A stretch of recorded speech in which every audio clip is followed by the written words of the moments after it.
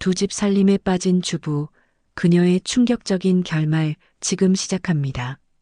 새벽 6시 알람이 울리기도 전에 윤정의 눈이 떠진다. 30대 초반의 그녀는 더 이상 젊지 않다는 것을 매일 아침 거울 앞에서 확인한다. 미세한 주름들, 탄력을 잃어가는 피부. 하지만 정작 그녀를 괴롭히는 것은 외모의 변화가 아니라 마음속 깊숙이 자리 잡은 공허함이었다. 여보, 아침 차려놨어요. 윤정의 목소리에는 어떤 기대도 담겨 있지 않다. 남편 태주는 스마트폰만 들여다볼 뿐 그녀를 바라보지 않는다. 결혼 7년 차, 언제부터인가 이들 사이에는 보이지 않는 벽이 생겨났다. 아빠, 오늘 유치원에서 아빠들이 와서 같이 놀아주는 날인데. 7살 아들 민수의 말에도 태준의 반응은 시큰둥하다. 아빠 바빠. 다음에. 민수의 어깨가 축 늘어진다. 윤정의 가슴도 함께 무너진다. 오전 10시 민수를 유치원에 보낸 후 윤정은 텅 빈 집에 홀로 남는다. 정적이 무겁다. 드라마 재방송을 틀어놓지만 집중되지 않는다. 친구들은 모두 각자의 바쁜 일상에 매몰되어 있고 윤정은 점점 세상에서 소외되는 기분이다. 이게 내가 꿈꿨던 삶일까? 윤정은 창밖을 바라보며 중얼거린다. 결혼 전 그녀는 작은 회사에서나마 마케팅 업무를 했다. 동료들과의 회의, 새로운 아이디어 제안, 성과에 대한 인정. 그 모든 것이 지금은 아련한 추억일 뿐이다. 오후 3시 헬스장에 간다. 몇 달 전부터 시작한 운동이 유일한 자기만의 시간이다. 러닝머신 위에서 뛰고 있을 때만큼은 복잡한 생각들을 잠시 내려놓을 수 있다. 땀이 흐르고 심장이 뛸 때 자신이 살아있다는 것을 느낀다. 그때였다. 프리웨이트 구역에서 운동하던 한 남자가 윤정의 시선을 사로잡는다. 60대 정도로 보이는 그는 나이에 비해 탄탄한 체격을 유지하고 있었다.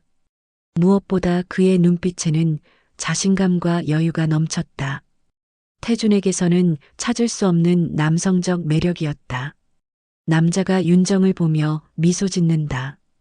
윤정은 당황하며 시선을 돌렸지만 가슴이 두근거리는 것을 멈출 수 없었다. 몇 년 만에 느끼는 설렘이었다. 실례지만 혹시 처음 뵙는 것 같은데.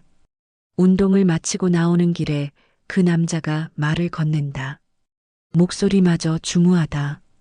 저는 기석이라고 합니다. 사업을 하고 있어요. 윤정이에요. 그녀는 얼굴이 붉어지는 것을 느꼈다. 이런 감정을 느끼는 자신이 낯설었다. 혹시 커피 한 잔 할 시간 있으시다면. 기석의 제안에 윤정은 망설인다. 결혼한 여자가 다른 남자와 커피를 마시는 것, 단순한 일일 수도 있지만 왠지 위험한 느낌이 든다. 죄송해요. 아이를 데리러 가야 해서. 윤정은 거절했지만 기석은 실망하기보다는 이해한다는 듯 고개를 끄덕였다. 가족을 우선시하시는군요. 훌륭합니다. 그의 말에 윤정은 더욱 당황한다. 태주는 언제 마지막으로 그녀를 칭찬했던가? 집으로 돌아가는 길, 윤정의 마음은 복잡했다. 기석이라는 남자가 자꾸 떠올랐다. 그의 시선, 목소리, 그리고 자신을 바라보는 따뜻한 눈빛. 태준과는 완전히 다른 매력이었다. 저녁 시간, 태준은 역시나 회식이라며 늦을 것이라고 연락했다. 민수와 둘이서 먹는 저녁은 적적했다. 윤정은 문득 기석이 제안한 커피 한 잔이 그리워졌다.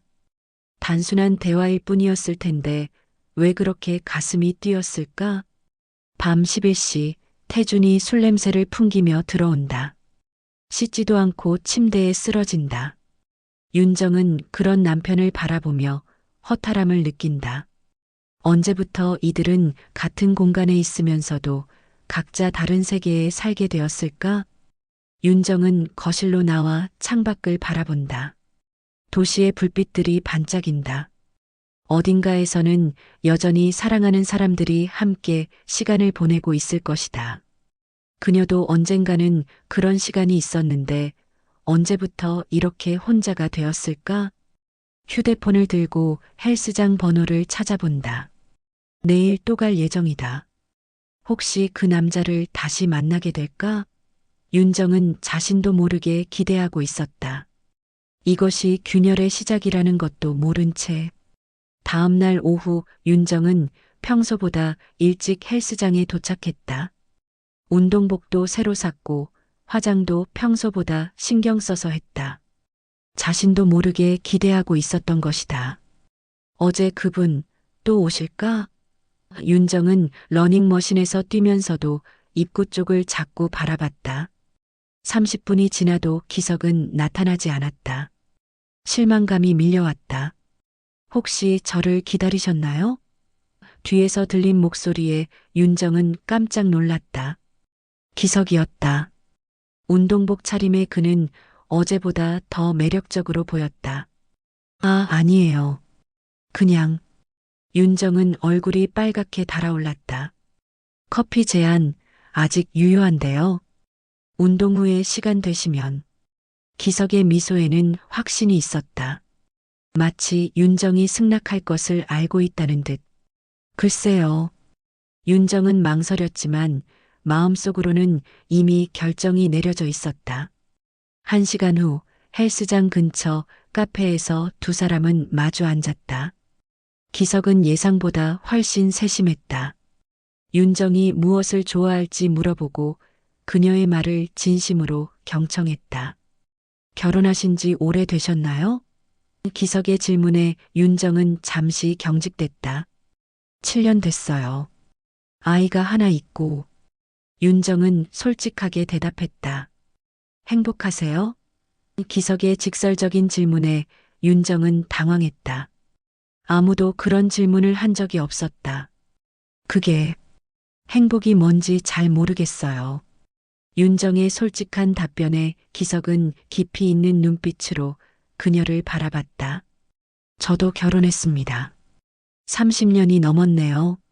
하지만 행복과는 거리가 멀어요. 기석의 고백에 윤정은 놀랐다. 기혼자끼리의 솔직한 대화가 시작된 것이다.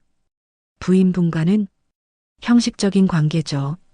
아이들도 다 컸고 이제는 그냥 동거인 같아요. 사랑은 언제 사라졌는지 기억도 안 나네요. 기석의 목소리에는 쓸쓸함이 묻어 있었다.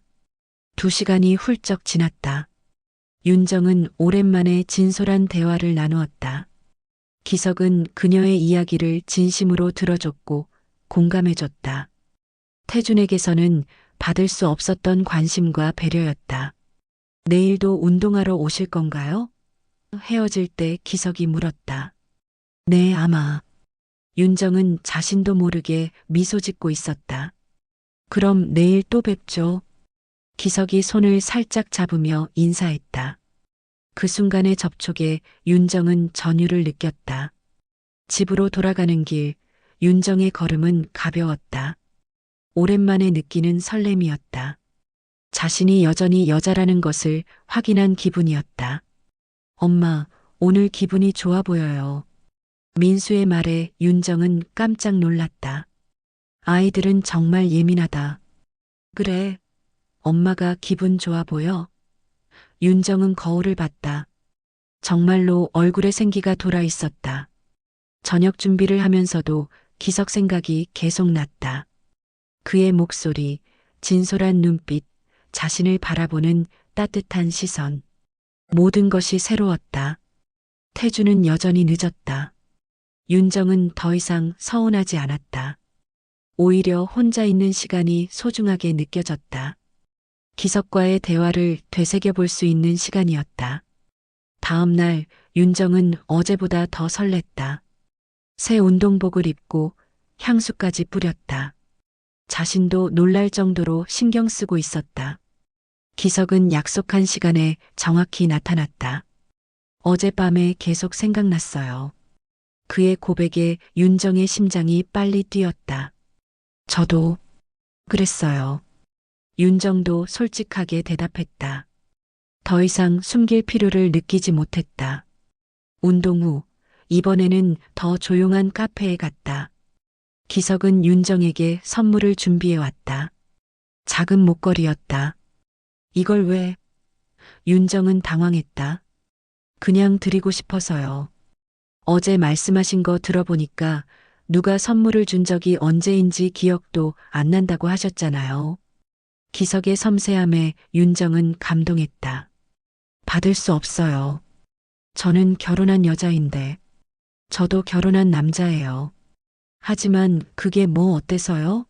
선물 하나 받는 게 죄는 아니잖아요. 기석의 논리에 윤정은 설득당했다. 목걸이를 받아든 윤정의 손이 떨렸다. 남편이 아닌 다른 남자에게서 선물을 받는 것은 처음이었다.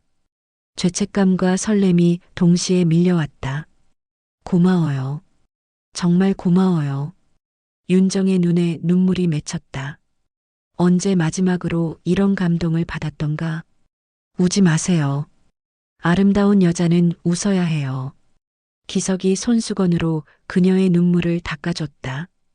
그 순간 윤정은 완전히 그에게 마음을 빼앗겼다. 카페에서 나오며 기석이 제안했다. 내일은 좀 더 좋은 곳에서 식사하지 않을래요? 윤정은 알고 있었다. 이것이 단순한 우정을 넘어서는 제안이라는 것을. 하지만 거부할 수 없었다. 오랜만에 느끼는 이 설렘을, 자신을 소중히 여겨주는 이 감정을 놓고 싶지 않았다. 네, 좋아요. 윤정의 대답에 기석은 만족스러운 미소를 지었다. 집으로 돌아가는 길, 윤정은 가슴에 숨긴 목걸이를 만졌다. 작은 선물 하나가 이렇게 가슴을 뛰게 할 줄 몰랐다. 자신이 변하고 있다는 것을 느꼈다. 그리고 그 변화가 두렵기보다는 기대됐다. 불씨는 이미 타오르기 시작했다. 되돌릴 수 없는 지경까지 와 있었다. 일주일이 지났다. 윤정과 기석의 만남은 일상이 되었다. 매일 오후 2시 헬스장에서 만나 운동 후 카페에서 시간을 보냈다. 윤정은 자신도 모르게 그 시간을 위해 하루를 계획하고 있었다. 오늘은 특별한 곳에 가고 싶어요. 기석이 제안했다. 호텔 라운지는 어때요? 조용하고 분위기도 좋고. 윤정의 가슴이 두근거렸다. 호텔이라는 단어가 주는 함의를 모를 리 없었다. 하지만 거부하지 않았다. 아니, 거부할 수 없었다. 5성급 호텔의 라운지는 정말 조용하고 우아했다. 기석은 윤정을 위해 창가 자리를 예약해 두었다. 도시 전경이 한눈에 들어오는 아름다운 곳이었다. 와인 한 잔 하시겠어요? 기석의 제안에 윤정은 망설였다. 낮에 술을 마셔본 지가 언제인지 기억도 안 났다. 저는 술을 잘 못해서. 조금만요. 분위기상. 기석의 권유에 윤정은 고개를 끄덕였다. 와인 한 잔이 윤정의 얼굴을 빨갛게 물들였다. 평소보다 대담해진 그녀는 기석과의 대화에서 더 솔직한 감정을 드러냈다. 저 요즘 이상해요. 당신을 만나고 나서. 윤정의 고백에 기석이 그녀의 손을 잡았다. 저도 마찬가지예요. 30년 결혼 생활 중에 이런 감정을 느껴본 적이 없어요. 기석의 눈빛이 진지했다. 우리 이러면 안 되는 거 아니에요? 윤정의 마지막 이성적 판단이었다. 왜 안 되죠? 우리 둘 다 불행한 결혼 생활을 하고 있는데 서로에게서 위안을 찾는 게 죄인가요? 기석의 논리는 설득력이 있었다. 2시간 동안 술을 마시며 이야기를 나눈 후 기석이 제안했다. 위층에 룸을 잡았어요. 조용한 곳에서 더 이야기하고 싶어요. 윤정은 알고 있었다. 이 순간이 선택의 기로라는 것을, 룸에 올라가면 더 이상 되돌릴 수 없다는 것을. 저 어떻게 해야 할지 모르겠어요. 윤정의 목소리가 떨렸다. 아무것도 하지 않을 거예요. 그냥 이야기만 하죠. 기석의 말에는 거짓이 있었지만 윤정은 그 거짓에 기대고 싶었다. 엘리베이터 안에서 둘은 말이 없었다. 긴장감이 흘렀다. 15층에서 문이 열리고 복도를 걸어가는 윤정의 다리가 후들거렸다. 룸은 생각보다 고급스러웠다. 거실과 침실이 분리된 스위트룸이었다. 기석은 윤정을 거실 소파에 앉히고 다시 와인을 따랐다. 긴장하지 마세요. 정말 이야기만 할 거예요. 기석이 윤정의 어깨를 다독였다. 그 순간 윤정의 모든 저항이 무너졌다. 기석 씨. 윤정이 그의 이름을 부르는 순간 기석이 그녀를 끌어안았다. 윤정은 저항하지 않았다. 아니, 저항할 수 없었다. 그날 오후 윤정은 7년 결혼 생활 중 처음으로 다른 남자와 선을 넘었다. 죄책감과 쾌감이 동시에 밀려왔다. 자신이 이런 사람인 줄 몰랐다는 충격과 함께 후회해요? 기석이 물었다. 모르겠어요. 아직은. 윤정은 솔직하게 대답했다. 저는 후회 안 해요. 오늘이 제 인생에서 가장 행복한 날 중 하나예요. 기석의 고백에 윤정의 마음이 흔들렸다. 호텔에서 나오며 기석이 윤정에게 봉투를 건넸다. 이게 뭐예요? 그냥 당신이 좀 더 편하게 생활했으면 해서요. 봉투 안에는 현금이 들어 있었다. 상당한 액수였다. 이건 받을 수 없어요. 저는 그런 여자가 아니에요.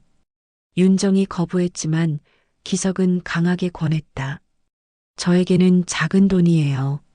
당신이 좀 더 자유롭게 생활할 수 있도록 도와주고 싶어요. 새 옷도 사고 화장품도 바꾸고. 정말 받을 수 없어요. 그럼 아이를 위해서라도요. 민수학원비나 용돈으로 쓰세요. 기석이 아이를 언급하자 윤정의 마음이 흔들렸다. 태준의 수입만으로는 항상 빠듯했다. 한 번만이에요. 정말 한 번만.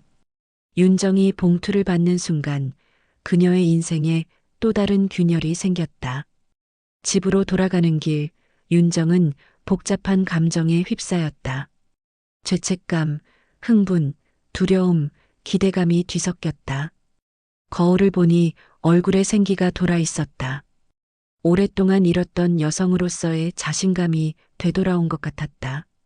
엄마, 왜 이렇게 늦었어요? 민수의 질문에 윤정은 당황했다. 엄마가 일이 있었어. 미안해. 거짓말이 자연스럽게 나왔다. 첫 번째 거짓말이었다. 저녁을 준비하면서 윤정은 봉투 안에 돈을 세어봤다. 한 달 생활비보다 많았다. 기석의 진심이 느껴졌다. 동시에 자신이 무언가 되돌릴 수 없는 길로 접어들고 있다는 것도 알았다. 태준이 집에 들어왔을 때 윤정은 평소와 다름없이 행동했다. 하지만 마음속으로는 오후에 있었던 일을 떠올리고 있었다. 같은 공간에 있으면서도 완전히 다른 세계에 있는 기분이었다. 오늘 뭔가 달라 보이는데? 태준의 말에 윤정은 긴장했다. 뭐가요? 그냥 기분이 좋아 보여서. 태준은 더 이상 관심을 보이지 않았다. 평소라면 서운했을 텐데 오늘은 오히려 다행이었다. 밤늦게 태준이 잠든 후 윤정은 기석이 준 목걸이를 꺼내 목에 걸어봤다. 거울 속의 자신이 낯설었다. 여전히 같은 사람이지만 뭔가 달라진 것 같았다. 휴대폰에 기석의 메시지가 왔다. 오늘 고마웠어요. 내일도 만날 수 있나요? 윤정은 답장을 고민했다. 내일 또 만나면 오늘과 같은 일이 반복될 것이다. 그것을 원하는 자신이 있다는 게 놀라웠다. 네, 만나요. 답장을 보낸 후 윤정은 자신이 완전히 새로운 인생을 시작하고 있다는 것을 깨달았다. 두려웠지만 동시에 흥미로웠다. 선을 넘은 것은 그녀 인생에서 가장 큰 변화의 시작이었다. 한 달이 흘렀다. 윤정의 일상은 완전히 바뀌었다. 오전에는 평범한 주부이자 엄마로, 오후에는 기석의 연인으로 살았다. 두 개의 정체성 사이를 오가는 것이 이제는 자연스러워졌다. 오늘도 헬스장 가세요? 태준의 무심한 질문에 윤정은 고개를 끄덕였다. 더 이상 죄책감도 느끼지 않았다. 거짓말은 일상이 되었다. 기석은 윤정을 위해 아파트를 하나 얻어주었다. 이제 호텔을 전전할 필요 없어요. 우리만의 공간이 생긴 거예요. 32평짜리 신축 아파트는 윤정이 살던 곳보다 훨씬 고급스러웠다. 이건 너무 과해요. 저는 이런 걸 받을 자격이. 윤정의 말을 기석이 막았다. 자격이 있어요. 당신은 제게 새로운 인생을 선물해 줬어요. 이 정도는 당연한 거예요. 기석의 말에 윤정은 더 이상 거부할 수 없었다. 아파트는 모든 게 준비되어 있었다. 고급 가구, 명품 침구, 심지어 윤정의 사이즈에 맞는 옷들까지. 마치 영화 속 주인공이 된 기분이었다. 여기서는 당신이 진짜 자신이 될 수 있어요. 기석이 윤정을 끌어안으며 말했다. 집에서는 엄마이고 아내지만 여기서는 그냥 윤정이에요. 정말 그랬다. 이 아파트에서 윤정은 완전히 다른 사람이 되었다. 명품 드레스를 입고 고급 화장품으로 치장하고 기석과 함께하는 시간은 마치 꿈 같았다. 당신 정말 아름다워요. 기석의 시선을 받으며 윤정은 자신감을 되찾았다. 30대 주부였던 그녀가 다시 한번 매력적인 여자가 된 기분이었다. 매주 두세 번 윤정은 이곳에 왔다. 기석과 함께 점심을 먹고 오후를 보내고 저녁 전에 집으로 돌아갔다. 완벽한 시간 관리였다. 민수학원은 어때요? 기석이 아이 이야기를 꺼냈다. 그는 항상 윤정의 가족에 대해서도 관심을 보였다. 영어 학원을 더 보내고 싶은데 돈이. 윤정의 말에 기석이 카드를 꺼냈다. 이거 쓰세요. 아이 교육은 중요해요. 기석이 건넨 것은 부가카드였다. 한도는 월 300만 원이었다. 이건 정말 안 되겠어요. 너무 많이 받는 것 같아서.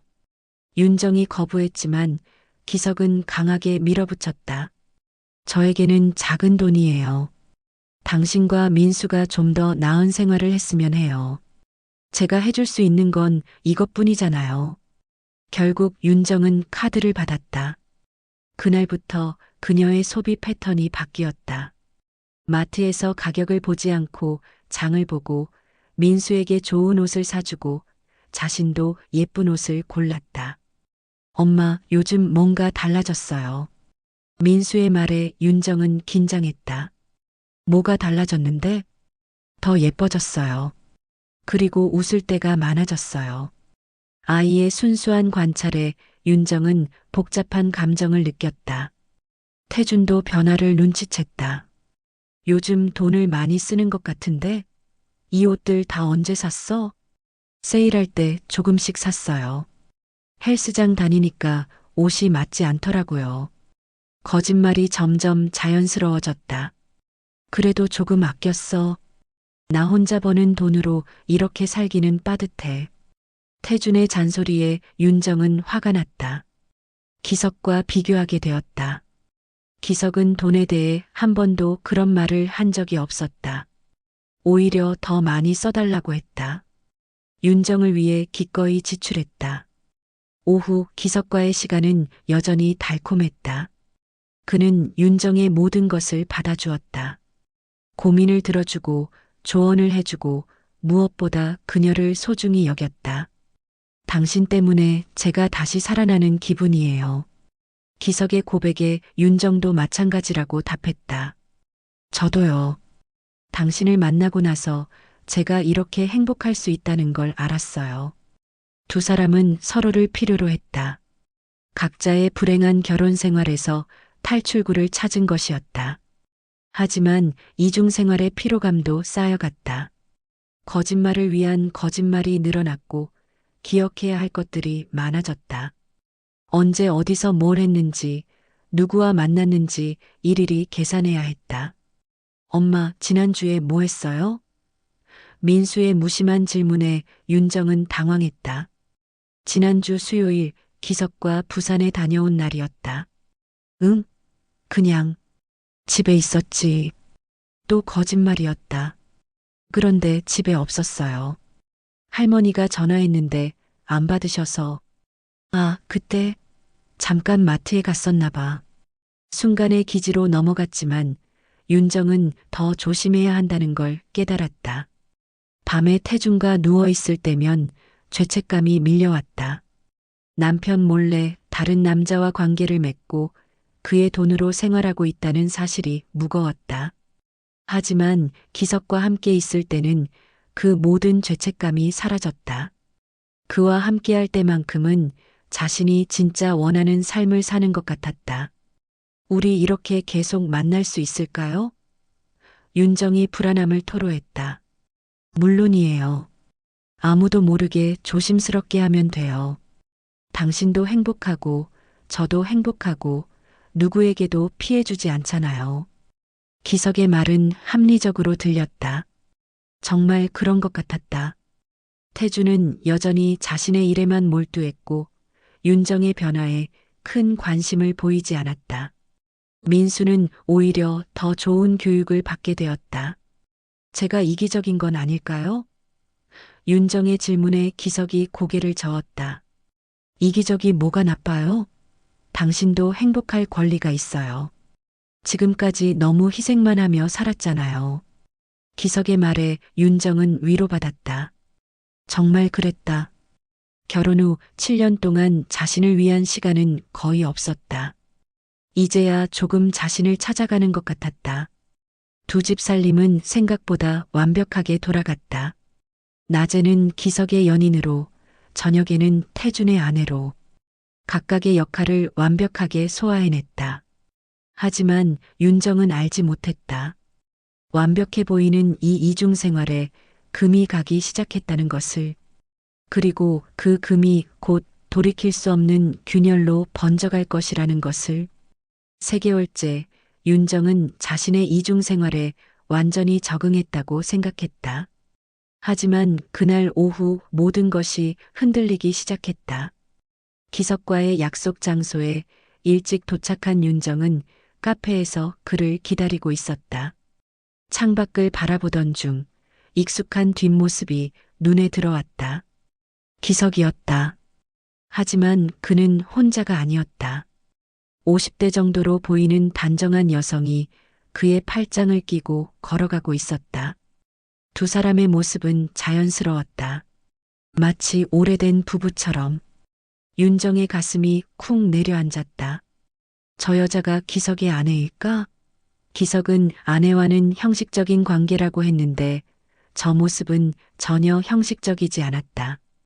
휴대폰이 울렸다. 기석의 전화였다. 윤정 씨, 죄송해요. 갑자기 급한 일이 생겨서 오늘은 못 만날 것 같아요. 어떤 일이요? 윤정의 목소리가 떨렸다. 회사 일이에요. 정말 중요한 미팅이 갑자기 잡혔어요. 내일 꼭 보상해 드릴게요. 거짓말이었다. 윤정은 방금 전 그가 다른 여자와 함께 있는 것을 봤다. 회사 일이 아니라 아내와의 시간이었다. 집으로 돌아가는 길, 윤정의 머릿속은 복잡했다. 기석이 자신에게 거짓말을 했다는 사실보다 그가 아내와 여전히 좋은 관계를 유지하고 있다는 것이 더 충격적이었다. 나는 뭐지? 그냥 바람 피우는 상대방일 뿐인가? 윤정은 자신이 기석에게 특별한 존재라고 믿고 있었다. 그가 불행한 결혼 생활에서 찾은 유일한 위안이라고 생각했다. 하지만 현실은 달랐다. 그날 밤 잠을 이루지 못했다. 기석과의 모든 순간들이 다시 떠올랐다. 그의 달콤한 말들, 자신을 위한 것이라고 했던 모든 배려들. 그것들이 모두 거짓말이었을까? 다음 날 오후 기석과 만났다. 평소와 다름없이 미소 지으며 나타난 그를 보니 화가 났다. 어제 급한 일이 뭐였어요? 윤정이 직설적으로 물었다. 회사 미팅이었다고 했잖아요. 새로운 사업 건이라서. 기석이 태연하게 거짓말을 계속했다. 거짓말하지 마세요.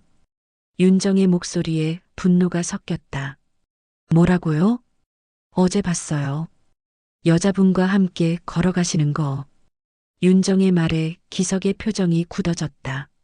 한참의 침묵 후 기석이 입을 열었다. 아내예요. 아내분과는 형식적인 관계라고 하지 않았나요? 그건 복잡해요. 기석이 머리를 긁었다. 뭐가 복잡해요? 저에게 거짓말 한 거잖아요. 기석이 한숨을 쉬었다. 정말 형식적인 관계는 맞아요. 하지만 가끔은 체면상 함께 다니기도 해야 하고. 체면상이요? 윤정의 목소리가 높아졌다. 윤정 씨, 제가 당신을 사랑하는 건 진짜예요. 아내와는 정말 아무 감정이 없어요. 그냥 30년을 함께 산 동거인 같은 거예요. 그런데 왜 팔짱을 끼고 다니죠? 왜 그렇게 자연스러워 보이죠? 기석이 윤정의 손을 잡으려 했지만 그녀는 뿌리쳤다. 저는 뭐예요? 그냥 바람 피우는 상대방인가요? 그런 말하지 마세요. 당신은 제게 정말 소중한 사람이에요. 소중하면서 거짓말을 해요? 기석이 곤란한 표정을 지었다. 사실은 아내가 요즘 뭔가 눈치채는 것 같아서요. 그래서 더 조심스럽게 행동하고 있어요. 윤정의 가슴이 철렁했다. 눈치챘다고요? 확실하지는 않아요. 하지만 제가 요즘 달라졌다고 하더라고요. 기분이 좋아 보인다고. 윤정은 자신도 모르게 웃음이 나왔다. 씁쓸한 웃음이었다. 기분이 좋아 보인다. 저 때문에요? 그렇죠. 당신 때문에 제가 많이 변했어요. 그럼 부인도 좋아하시겠네요. 남편이 밝아져서. 기석이 대답하지 못했다. 그의 침묵이 모든 것을 말해줬다. 저는 정말 바보였나 봐요. 윤정이 중얼거렸다. 윤정 씨, 오해하지 마세요. 제 마음은 진짜예요. 진짜라면 부인과 이혼하세요. 그건 쉽지 않아요.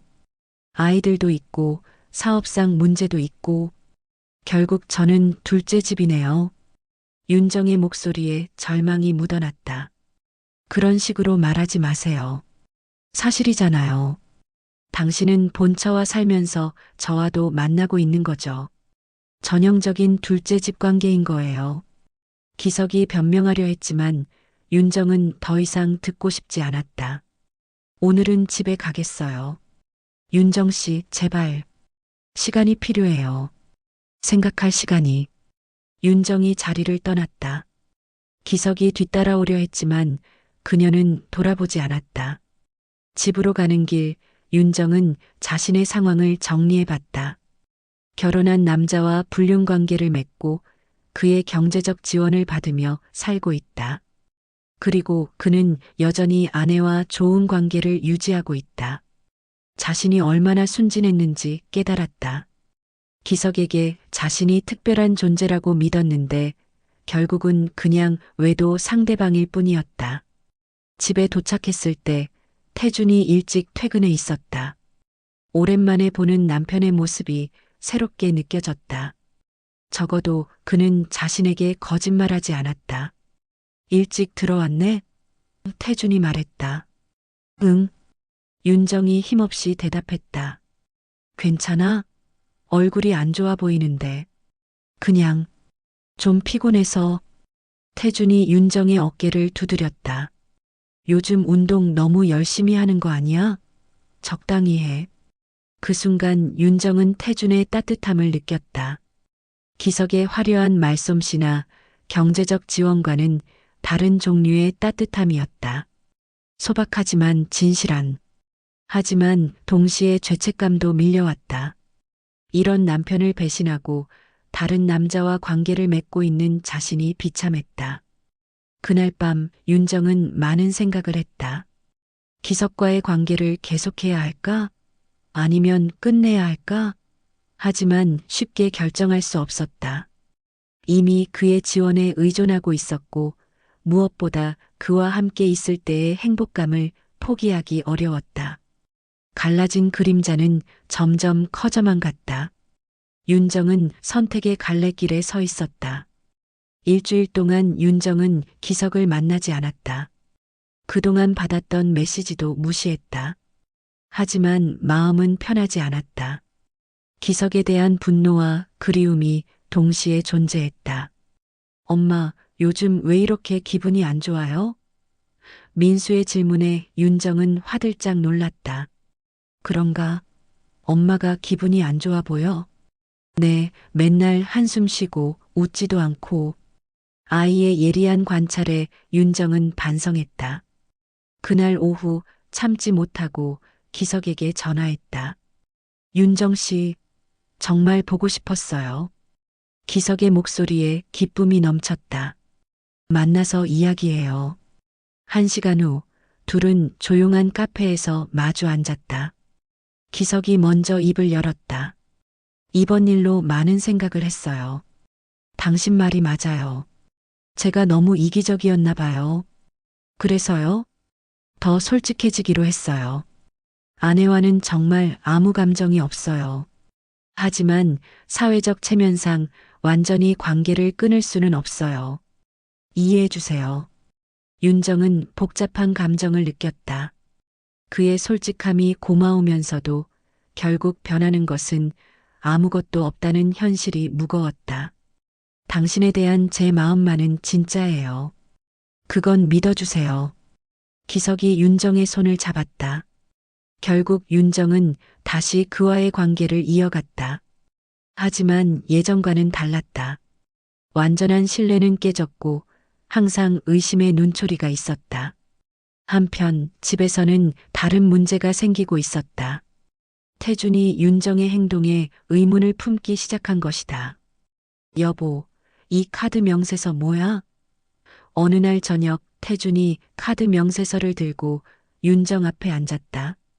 윤정의 심장이 빨리 뛰기 시작했다. 기석이 준 부가카드 명세서였다. 뭐가요? 이 카드, 우리 집 카드가 아닌데? 그런데 당신 이름으로 되어 있어. 아, 그거. 윤정의 머릿속이 하얘졌다. 여보, 솔직히 말해봐. 요즘 뭔가 이상해. 돈도 많이 쓰고 옷도 많이 사고. 헬스장에서 소개해준 카드예요. 할인 혜택이 좋다고 해서 헬스장에서 카드를 소개해? 태준의 표정이 의심스러웠다. VIP 회원들에게만 주는 거라고 하더라고요. 태준이 명세서를 자세히 봤다. 고급 레스토랑, 백화점, 호텔. 일반적인 소비 패턴이 아니었다. 여보, 정말 이상한데? 이 소비 내역들. 운동하다 보니까 친해진 사람들이 있어요.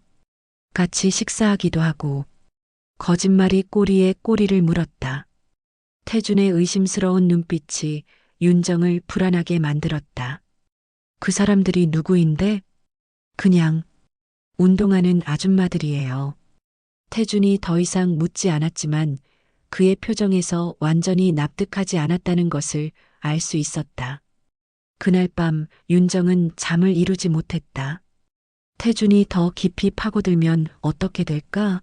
모든 것이 들통나면? 며칠 후 기석으로부터 더 충격적인 소식을 들었다. 아내가 사립탐정을 고용한 것 같아요. 기석의 얼굴이 창백했다. 뭐라고요? 요즘 제가 외출할 때마다 누군가 따라오는 것 같더라고요. 어제 확인해 보니까 정말로 미행당하고 있었어요. 윤정의 머릿속이 하얘졌다. 그럼 저도 노출된 건가요? 아직은 모르겠어요. 하지만 조심해야 해요. 어떻게 조심해요? 이미 늦었을 수도 있잖아요. 두 사람은 패닉 상태였다. 지금까지의 은밀한 만남들이 모두 기록되고 있을지도 모른다는 생각에 소름이 돋았다. 당분간 만나지 말아요. 기석이 제안했다. 그럼 연락은 어떻게 해요? 새 폰을 사서 연락하죠. 기존 폰으로는 절대 연락하지 마세요. 집으로 돌아가는 길, 윤정은 온 세상이 자신을 감시하고 있는 것 같았다. 지나가는 사람들, 주차된 차들, 모든 것이 의심스러웠다.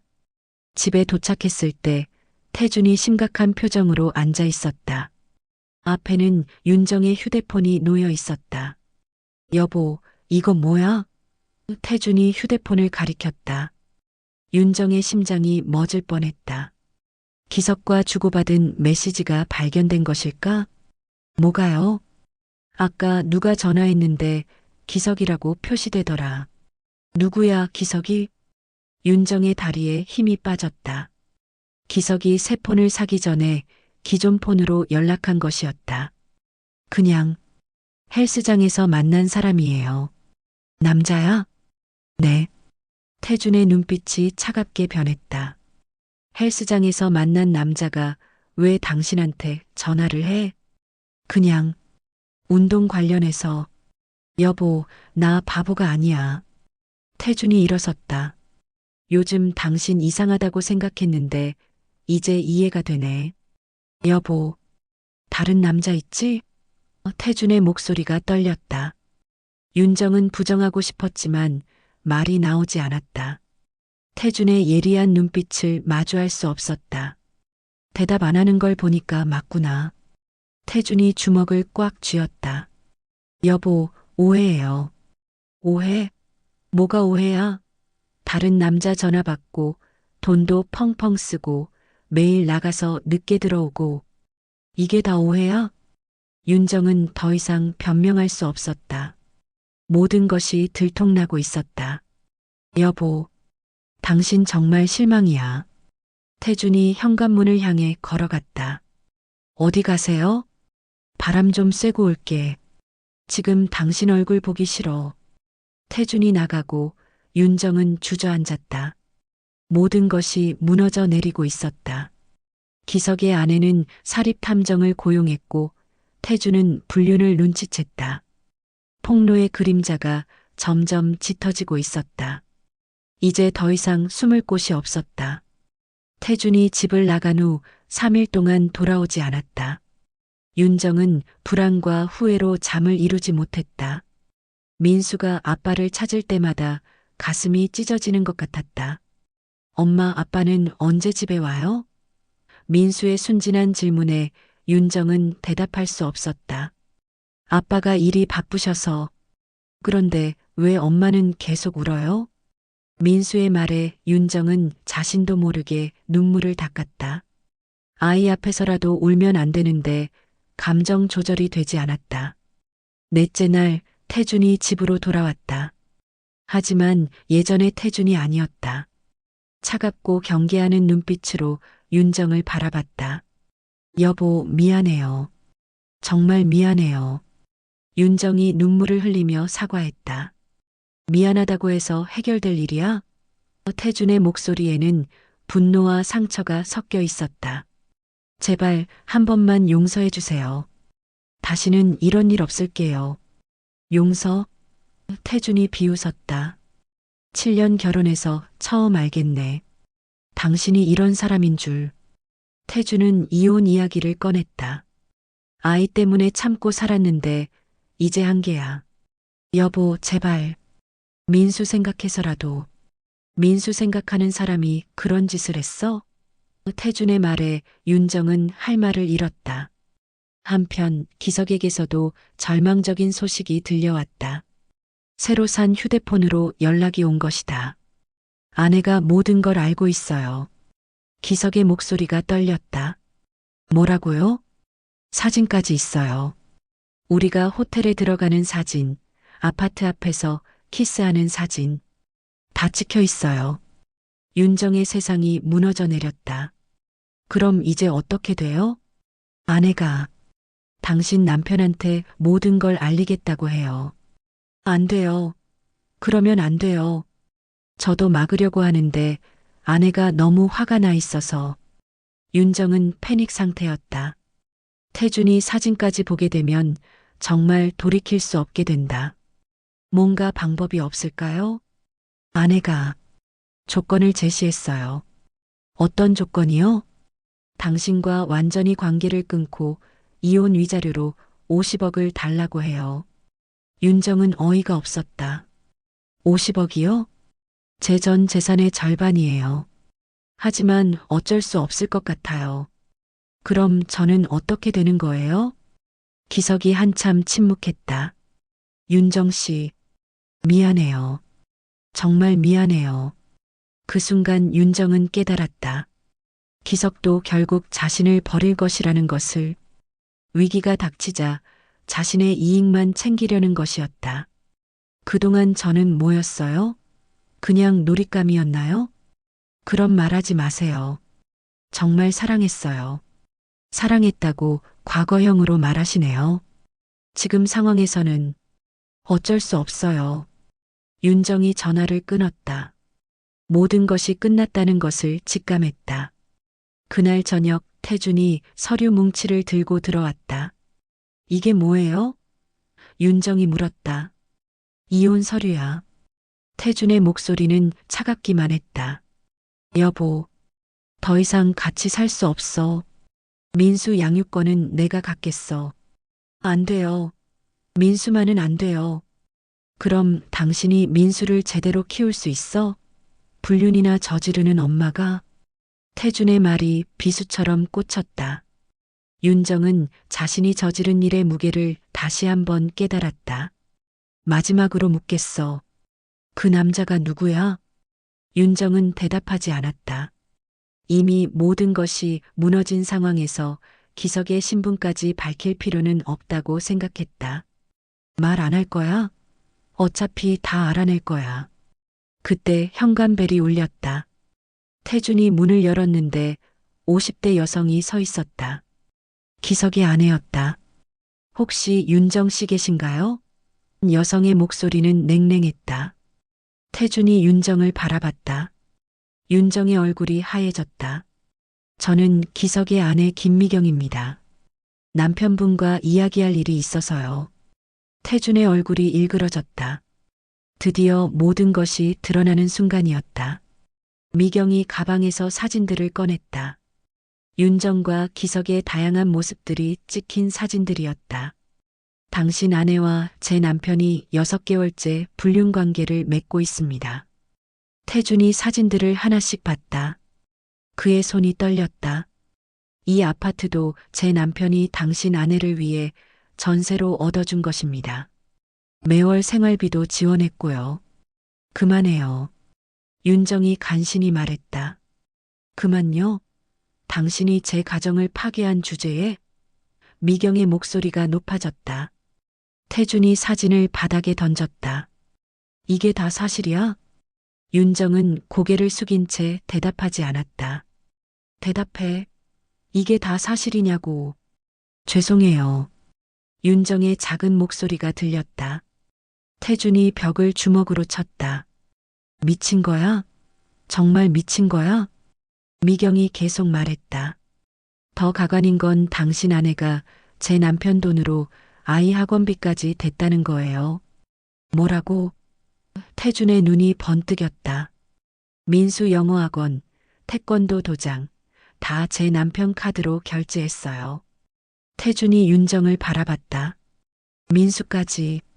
민수까지 그런 더러운 돈으로. 여보, 아이는 몰라요. 아이는 정말 몰라요. 몰라? 그게 중요해? 태준의 분노가 폭발했다. 미경이 마지막으로 말했다. 저는 조용히 해결하고 싶어요. 이혼하시고 당신 아내가 더 이상 제 남편에게 접근하지 않는다면 더 이상 문제 삼지 않겠어요. 미경이 나간 후 집안은 죽음과 같은 정적이 흘렀다. 여보, 입 닥쳐. 태준의 목소리는 얼음장 같았다. 정말 미안해요. 정말 미안하다고? 7년 결혼 생활이 미안하다는 말 한마디로 끝나? 태준이 민수방으로 들어갔다. 곧 아이가 우는 소리가 들렸다. 아빠, 왜 그래요? 왜 울어요? 민수야, 아빠랑 할머니 집에 갈 거야. 엄마도 같이 가요? 엄마는 안 가. 윤정이 민수방으로 뛰어갔다. 여보, 제발. 아이는 안 돼요. 당신이 아이 생각했어야지. 태준이 민수의 옷을 챙기기 시작했다. 민수는 상황을 이해하지 못한 채 울기만 했다. 엄마, 엄마도 같이 가요. 민수가 윤정에게 달려왔다. 윤정이 아이를 끌어안으며 눈물을 흘렸다. 민수야, 엄마가 잘못했어. 뭘 잘못했어요? 엄마는 잘못한 거 없어요. 아이의 순진한 말에 윤정의 마음이 더욱 아팠다. 태준이 민수를 데리고 나가려 했다. 가자, 민수야. 싫어요. 엄마 없이는 안 가요. 민수가 윤정에게 매달렸다. 민수야, 아빠랑 잠깐만 할머니 집에 가는 거야. 엄마는 나중에 만나자. 언제요? 언제 만나요? 윤정은 대답할 수 없었다. 언제 다시 아이를 볼 수 있을지 확신할 수 없었다. 태준과 민수가 나간 후 윤정은 텅 빈 집에 홀로 남았다. 모든 것이 끝났다. 남편도 아이도 기석도 모두 잃었다. 파국의 전조가 현실이 되었다. 이제 그녀에게는 선택이 필요했다. 어떻게 이 파국을 맞이할 것인가? 3일 동안 윤정은 집에서 나오지 않았다. 먹지도 자지도 않고 그저 멍하니 앉아만 있었다. 휴대폰에는 수십 통의 부재중 전화가 있었지만 받을 생각이 없었다. 넷째 날 현관문이 열렸다. 태준이었다. 하지만 혼자가 아니라 변호사와 함께 왔다. 이혼 서류에 서명하러 왔어. 태준의 목소리는 여전히 차갑기만 했다. 윤정이 고개를 들었다. 4일 만에 보는 태준의 얼굴이었다. 민수는 어떻게 지내요? 그건 당신이 신경 쓸 일이 아니야. 변호사가 서류를 꺼냈다. 이혼 조건은 다음과 같습니다. 양육권은 남편이 갖고 면접교섭권은 월 1회로 제한. 위자료와 재산 분할은 포기하시는 조건입니다. 위자료 포기요? 윤정이 놀랐다. 당신이 불륜을 저질렀으니까 당연하지. 태준이 단호하게 말했다. 윤정은 서류를 바라봤다. 서명하는 순간 모든 것이 끝난다. 7년의 결혼 생활, 민수와의 일상, 모든 것이 시간이 필요해요. 시간? 더 이상 시간은 없어. 지금 서명하든지 아니면 법정에서 더 불리한 조건으로 이혼하든지. 윤정의 손이 떨렸다. 펜을 들었지만 쉽게 서명하지 못했다. 그때 휴대폰이 울렸다. 기석이었다. 받지 마. 태준이 말했다. 하지만 윤정은 전화를 받았다. 마지막으로 들어보고 싶었다. 윤정 씨. 기석의 목소리가 들렸다. 뭐하러 전화했어요? 미안해요. 정말 미안해요. 모든 게 제 잘못이에요. 지금 와서 사과가 무슨 소용이에요? 아내와 이혼하기로 했어요. 윤정이 깜짝 놀랐다. 뭐라고요? 50억을 주고라도 이혼할 거예요. 그리고 당신과 다시 시작하고 싶어요. 태준이 전화를 빼앗으려 했지만 윤정이 피했다. 너무 늦었어요. 늦지 않았어요. 새로 시작할 수 있어요. 제가 모든 걸 책임질게요. 윤정의 마음이 흔들렸다. 기석이 정말로 자신을 위해 이혼을 한다고 50억이라는 거액을 지불하면서까지 정말인가요? 네, 진심이에요. 당신 없이는 살 수 없다는 걸 깨달았어요. 태준이 윤정을 바라봤다. 그녀의 표정 변화를 놓치지 않았다. 설마 또 그 남자를 선택할 건 아니지? 윤정이 태준을 바라봤다. 그의 눈에는 분노와 함께 마지막 희망이 있었다. 여보, 제발 정신 차려. 민수 생각해서라도. 윤정의 머릿속이 복잡했다. 태준과 이혼하고 기석과 새로 시작할 것인가? 아니면 모든 걸 포기하고 가정으로 돌아갈 것인가? 윤정 씨, 제가 지금 당신 집 아래 와 있어요. 기석의 목소리가 들렸다. 뭐라고요? 올라가도 될까요? 직접 얘기하고 싶어요. 태준이 전화를 빼앗았다. 야, 이 XX야. 감히 여기까지 와. 죄송합니다. 하지만 윤정 씨와 꼭 얘기해야 해서 당장 꺼져. 안 그러면 경찰 부른다. 하지만 곧 현관벨이 울렸다. 기석이 정말로 올라온 것이었다. 태준이 문을 열자 기석이 서 있었다. 두 남자가 처음으로 대면하는 순간이었다. 당신이 내 아내를 망친 그 XX구나. 죄송합니다. 기석이 고개를 숙였다. 죄송하다고 내 가정을 파괴한 주제에 모든 책임은 제가 지겠습니다. 기석이 윤정을 바라봤다. 윤정 씨, 저와 함께 갑시다. 뭐? 태준이 믿을 수 없다는 표정을 지었다. 제가 책임지겠어요. 윤정 씨와 민수까지도. 민수? 태준의 목소리가 높아졌다. 저희가 결혼하면 민수도 제 아들로 키우겠습니다. 태준이 주먹을 쥐었다. 이 XX가 끝까지. 여보, 진정해요. 윤정이 말렸다. 진정하라고? 이 상황에서? 태준이 소리쳤다. 윤정은 두 남자 사이에 서서 선택해야 했다. 안정적이지만 사랑 없는 결혼 생활인가 아니면 불확실하지만 열정적인 새로운 시작인가. 시간을 주세요. 윤정이 말했다. 시간? 기석이 물었다. 혼자 생각할 시간이 필요해요. 태준이 비웃었다. 아직도 헷갈려? 그 XX랑 가든지 아니면 여기 남든지 빨리 정해. 그렇게 쉽게 정할 수 있는 일이 아니에요. 기석이 명함을 꺼냈다. 제 호텔 주소예요. 내일까지 연락 주세요. 결정이 안 서면 저는 포기하겠어요. 기석이 나간 후 태준과 윤정은 마주 앉았다. 여보, 마지막으로 묻겠어. 정말로 그 남자를 선택할 거야? 윤정이 고개를 숙였다. 모르겠어요. 모른다고? 7년을 같이 살았는데 사랑이 뭔지 모르겠어요. 당신과 함께 있을 때는 편하지만 그분과 함께 있을 때는 살아있다는 느낌이 들어요. 태준의 얼굴이 찌푸려졌다.